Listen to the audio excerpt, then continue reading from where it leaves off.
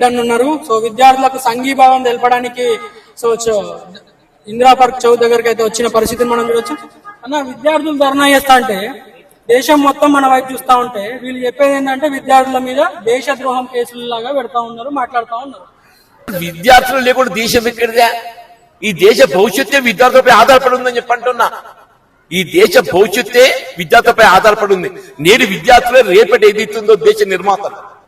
నేడు విద్యార్థులే రేపటి దేశ నిర్మాతలు అని చెప్పంటున్నాను నేను. వాళ్ళని దేశద్రోహులు చిత్రీకరించినట్టయితే అసలు దేశం ఎక్కడుందే? ఇట్స్ రియల్లీ అన్ఫార్చునేట్, దురదృష్టకరం అని చెప్పంటున్నాను. ఇప్పుడు నేను పేర్కొన్నా, మోడీ గారి యొక్క తప్పుడు నిర్ణయంతో వీళ్ళ మెడికల్ ఎంట్రన్స్ అనేది ఏదైతుందో ఒకప్పుడు రాష్ట్రాలకు పరిమితమై ఉండి వీళ్ళు ఎంపిక చేయడం జరుగుతుండేనే. అటువంటి రాష్ట్రాలకు పరిమితమై ఉన్నట్టుగా మెడికల్ ఎంట్రన్స్ అనేది జాతీయ స్థాయిలో కేంద్రీకృతం చేసి నీటిగా రూపొందింపు చేయడంతో ఎక్కడో పేపర్ లీక్ కావడంతో మొత్తం దేశం అంతా ఎగ్జామ్ రద్దయిందా? వీళ్ళు నీటి పరీక్ష రూపొందింపు చేసింది ఎవరు? మోడీ గారు. నీటి పరీక్ష రూపొందింపు చేసింది ఎవరు? మోడీ గారు. ధర్మేంద్ర ప్రధాన్ కాదు, అసలు మోడీ గారు రాజీనామా చేయాలని చెప్పంటున్నాను నేను. మోడీ గారు రాజీనామా చేయాలని చెప్పంటున్నాను నేను.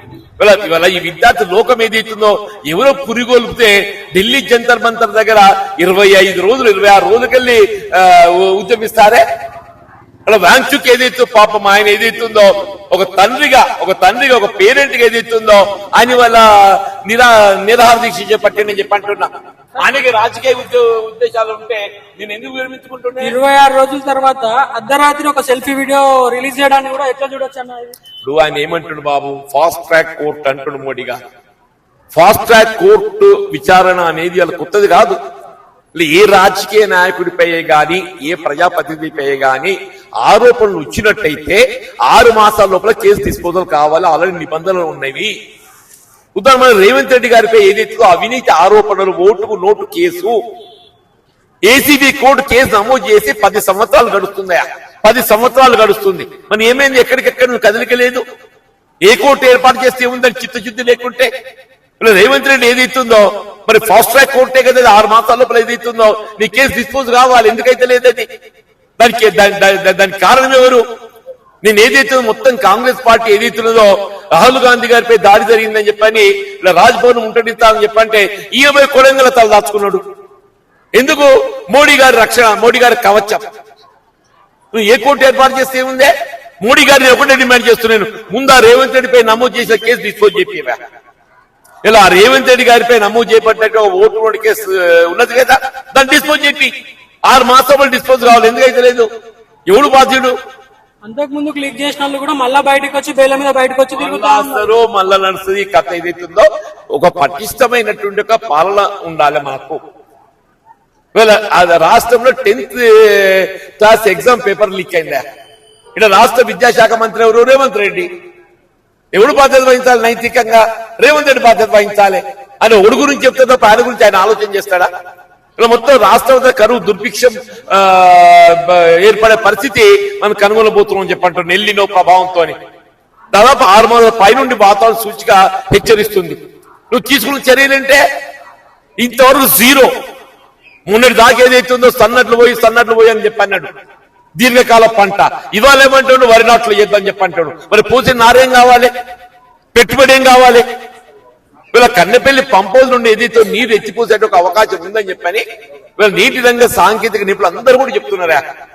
వీళ్ళ బీజేపీ ఏదైతే సిఆర్ పాటిల్ గారు ఏదైతుందో నిన్న బీజేపీ ఎంపీ అందరు కలిసి కూడా రాష్ట్ర ప్రభుత్వం నిర్ణయం తీసుకోవాలో నీరు ఎత్తిపోదలుచుకున్నట్టు ఎత్తిపోయొచ్చు అని చెప్పారు. నువ్వు ఎందుకు ఈ నెగటివ్ ధోరణి అవలంబిస్తున్నావు? బాధుడు రేవంత్ రెడ్డి కాదా? ఎందుకేదో కేసీఆర్ గారి కక్ష ఉన్నట్టయితే, కేసీఆర్ గారి పట్ల ఈర్షా ద్వేషం ఉంటే ఈ రాష్ట్ర ప్రజానికల్ని శిక్షిస్తామని చెప్పంటాను నేను. నీ ప్రజలు ఓటేసి గెలిపించి ముఖ్యమంత్రి చేసింది ఇందుకేనా అని చెప్పంటాను నేను. నీ కేసీఆర్ గారి కోపం ఉంటే ఎన్నికలు తేల్చుకుందామా? ఎవడోడు ఇప్పుడు ఇది కాదు కదా ప్రత్యామ్నాయం. ప్రజలు శిక్షించడం కాదు కదా. ఒక్కటే బాబు ఏమంటున్నా, ఈ నీట్ ఎగ్జామ్ సంబంధించి ఇది కేవలం ఒక అంశం మాత్రమే చెప్పండి. జంజీ యువత లోపల ఈ నిరాశ నిస్పృహ ఏర్పడటానికి ఇది ఒక అంశం మాత్రమే చెప్పంటారు. యువత కావాల్సింది విద్య, ఉద్యోగ ఉపాధి అవకాశాలు కావాలని చెప్పంటున్నాం. విద్య అనేది ఏదైతే పారదర్శకంగా ఉచితంగా విద్యా బోధన సదుపాయాలు కల్పింపు చేయబడాలి. రాష్ట్రానికి సంబంధించి ఏదో ఫీజు రింబర్స్మెంట్ వాళ్ళు విడుదల చేయబడలేదు. ఆ ఫీజు రింబర్స్మెంట్ 10,000 కోట్లు 12,000 కోట్లు వెంటనే విడుదల చెయ్యి అని చెప్పంటున్నాను. వీళ్ళు ఏదైతే ఉద్యోగ ఉపాధి అవకాశాలకు సంబంధించి మీరు ఎన్నికల మేనిఫెస్టో పేర్కొనడం మొదటి సంవత్సరం 2 లక్షల ఉద్యోగాలు ఇస్తా అని చెప్పాను. 2వ సంవత్సరం 1,00,000 ఉద్యోగాలు ఇస్తా అని చెప్పాను. అంటే 2 లక్షలు ప్లస్ 1,03,000 ఉద్యోగాలు. మీరు నింపింది ఎంత 17,000, నాట్ ఈవెన్ 1,000 పర్ మంత్ అని చెప్పి అంటున్నా. ఆ యువత గురించి ఆలోచన చెయ్యని చెప్ప వాళ్ళందరూ విద్యార్థులు చదువుకుని ఏం చేయాలి, వాళ్ళు చదువుకుని ఏం చేయాలని చెప్పి అంటున్నా. ఉపాధి అయితే వాళ్ళు లభింపజేయబడాలి కదా. నేనంటే బాబు ఇప్పుడు గ్రామీణ ప్రాంతంలో ఏదైతుందో జవహర్ రోజ్గార్ యోజన కార్యక్రమాన్ని అప్పుడు యూపీఏ ప్రభుత్వం ఆరంభింపజేసింది. దాని ఈ మధ్య జీ రామ్జీ అని చెప్పిన పేరు మార్చింది. దాని కింద ఏదైతుందో ఎవరైతే జాబ్ కార్డు పొందుతారో వాళ్ళ వారం లోపల గ్రామీణ ప్రాంతంలో కూడా ఉపాధి చూపెట్టాలి. It's mandate. యువత ఏదైతుందో నిరుద్యోగ యువత ఎవరే గాని ఎంప్లాయ్మెంట్ లో పేరు నమోదు చేసుకుంటే వాళ్ళకు మాసం లోపల ఉపాధి చూపెట్టాలి. వారి విద్యా అర్హతకు అనుగుణంగా ఏ ఉపాధి చూపెట్టాలో ఆ ఉపాధి చూపించే మ్యాండేటరీగా ఏదైతుందో నువ్వు చట్టాన్ని రూపొందించు. అప్పుడు ఏదైతుందో ఈ యువతలో కొంతమంది విశ్వాసం కల్పించగలుగుతాం. ఇప్పుడు అందరూ విద్యార్థులు రోడ్ల మీదకి వస్తే ఇంకా రాజకీయాలు మాట్లాడుకుంటూ ఎంతసేపు బీఆర్ఎస్ ప్రభుత్వం మీదనే నిందలేస్తూ ఉంటారు. దీన్ని కూడా ఎట్లా చూడొచ్చు? ఇప్పుడు బీఆర్ఎస్ వైద్యులకి రాష్ట్రంలో కాంగ్రెస్ ప్రభుత్వం ఏర్పడి 30 మాసాలు గడుస్తుందా? రాష్ట్రం అధికారం ఉన్నది కాంగ్రెస్ పార్టీ, బీఆర్ఎస్ పార్టీ. నేను నాకు ఆశ్చర్యమైన రేవంత్ రెడ్డి ఏమంటాడు, సార్ ఏదో స్పెషల్ ఇంటెన్సివ్ రివిజన్ ఓటర్ నమోదు ప్రక్రియ చేపట్టబడుతుంది కదనే.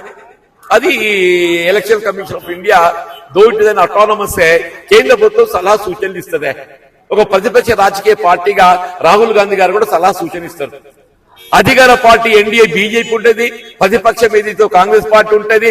బీఆర్ఎస్ పార్టీ మా ఓట్లు తొలగించాలని ప్రయత్నం చేస్తుందంటే అధికార పార్టీ బీజేపీ, ప్రతిపక్షం కాంగ్రెస్ పార్టీ.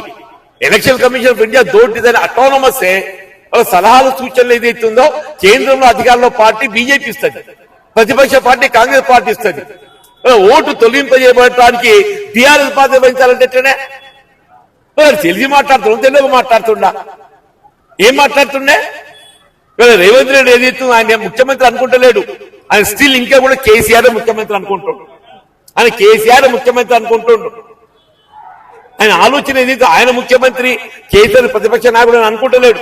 కేసీఆర్ కంటే ఎక్కువ పరిపాలన కంటే ఎక్కువ కూడా కేసీఆర్ మీద దృష్టి ఎక్కువ పెడతా ఉన్నారు. నేనేమంటున్నా, ముందు పాలన మీద దృష్టి పెట్టు. ఇలా ప్రజలకు నువ్వు ఎన్నికలు ఇచ్చినటువంటి ఒక ప్రణాళిక అది అమలు చేయడం ప్రయత్నం చేయమని చెప్పి అంటున్నా. అది ఆలోచన చేయకుండా రేపు ఎన్నికలైతే ఇదంతా ఎటో కనబడుతుంది, మళ్ళీ బీఆర్ఎస్ పార్టీ తిరిగి వచ్చేటట్టున్నది. అది ఏం కావాలో అవుతుంది అప్పటికి. కానీ ఇప్పుడే నీ పాలన దృష్టి పెట్టు అని చెప్పి అంటున్నా. నేను నీ పాలన దృష్టి పెట్టి ఎన్నికల ప్రణాళిక అమలు చేయమని చెప్పి అంటున్నా. వాళ్ళు ఎల్లిలో కరువు వచ్చే పరిస్థితి ఏర్పడుతుంది. మరి ఆ కరువును ఏ విధంగా అధిగమించాలి, దాన్ని ఏ విధంగా తట్టుకోవాలి, ఇలా కన్నెపల్లి పంపను వృధాపోతో నిధి ఏ విధంగా తరలించాలి. రేపు హైదరాబాద్ నగరం ఏదైతుందో ఇవాళ సగం ఖాళీ అవుతుంది అంటున్నా. హైదరాబాద్ నగరం సగం ఖాళీ అయితే త్రాగడానికి నీళ్లు లేక అని చెప్పంటున్నాను నేను. అది ఆలోచన చెయ్యి.